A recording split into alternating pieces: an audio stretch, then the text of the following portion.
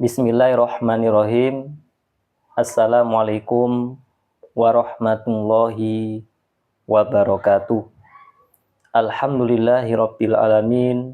Wassalatu wassalamu ala asyrofil anbiya'i wal mursalin nabiyina Muhammadin wa ala alihi wa sahbihi ajmain.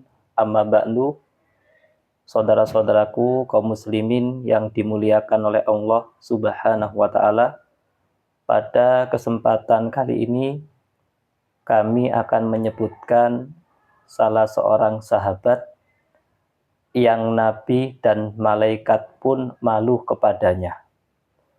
Sebelum kami menyebutkan siapakah sahabat tersebut, perlu kita ketahui bersama bahwa sifat malu merupakan salah satu sifat yang mulia. Karena malu tidaklah mendatangkan kecuali kebaikan.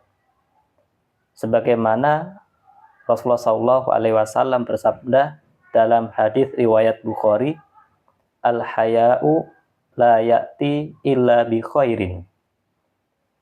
Malu tidaklah mendatangkan kecuali kebaikan. Kenapa malu mendatangkan kebaikan? Karena dengan malu seseorang akan melakukan ketaatan, dan dengan malu pula seseorang akan meninggalkan kemaksiatan. Bagaimana dia tidak taat, sedangkan ketaatan itu adalah perintah Allah, dan dia tentu akan malu jika melanggar perintah Allah tersebut. Dan bagaimana seorang tidak malu ketika bermaksiat, sedangkan kemaksiatan itu dilarang oleh Allah Subhanahu wa taala. Oleh karena itu, malu tidaklah mendatangkan kecuali kebaikan. Dan Allah Subhanahu wa taala menyukai sifat malu. Dalam hadis riwayat Abu Dawud dan An-Nasa'i, Rasulullah SAW bersabda, "Innallaha hayyun sittirun yuhibbul haya wasitra." Yang artinya sesungguhnya Allah pemalu dan tertutup, menyukai sifat malu dan tertutup. Karena orang yang malu, dia tidak akan berbuat hal yang tidak baik di hadapan Allah Subhanahu wa taala, termasuk kepada sesamanya. Lalu siapakah sahabat yang Nabi SAW bahkan malaikat malu kepadanya? Sahabat tersebut adalah sahabat yang juga pemalu. Namanya adalah Utsman bin Affan radhiyallahu anhu. Jadi sahabat Utsman, salah satu sifatnya beliau adalah pemalu.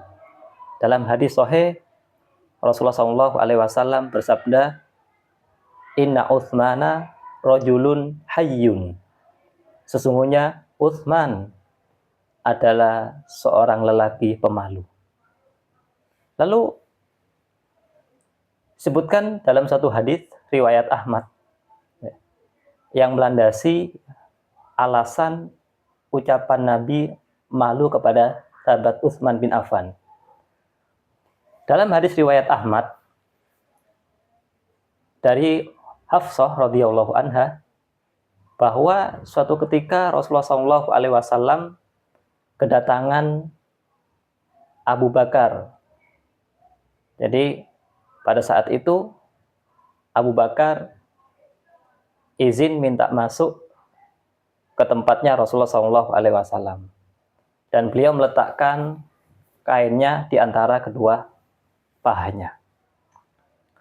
Lalu Rasul SAW mengizinkan Abu Bakar untuk masuk. Kemudian setelahnya datang Umar bin Khattab radhiyallahu anhu, juga izin minta masuk ke tempat Rasul SAW. Maka Rasulullah SAW pun mengizinkannya. Dan setelahnya datang sahabat Ali bin Abi Thalib dan para sahabat yang lain radhiyallahu taala anhum ajmain. Dan Rasulullah SAW mengizinkan mereka masuk. Dan setelahnya datang Utsman bin Affan radhiyallahu anhu. Beliau minta izin masuk ke tempat Rasul SAW. Pada saat Utsman akan memasuki tempat yang dimana Rasulullah SAW di dalamnya, beliau membentangkan kainnya dan membenarkan posisi duduknya. Lalu mereka berbincang-bincang bersama Rasulullah SAW. Di saat Rasulullah SAW telah selesai berbincang kepada mereka, dan mereka pun keluar semua dari tempat di mana Rasulullah SAW berada.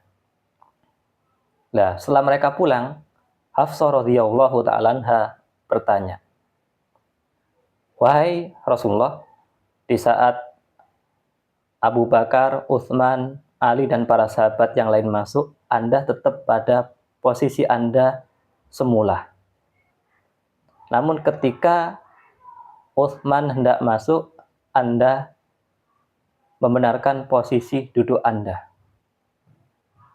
Kenapa wahai Rasulullah?" Maka Rasulullah SAW mengatakan, "Ala astahyi mimman tastahyi minhul malaikah."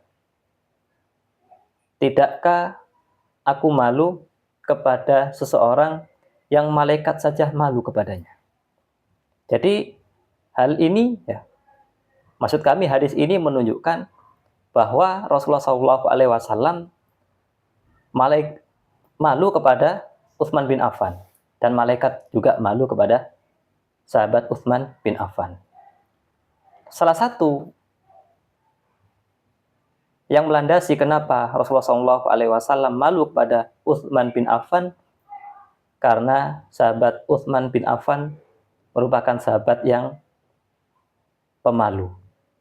Seandainya Rasulullah SAW tidak membenarkan posisi duduknya, mungkin sahabat Utsman malu untuk bertanya pada Rasulullah SAW atas hajat yang ingin ditanyakan, sebagaimana disebutkan dalam sebuah riwayat yang lain. Hal ini menunjukkan bahwasannya suatu amalan akan mendapatkan balasan yang sama. Al-jaza'u min jinsil amal, ya. Balasan sesuai dengan kadar amalnya.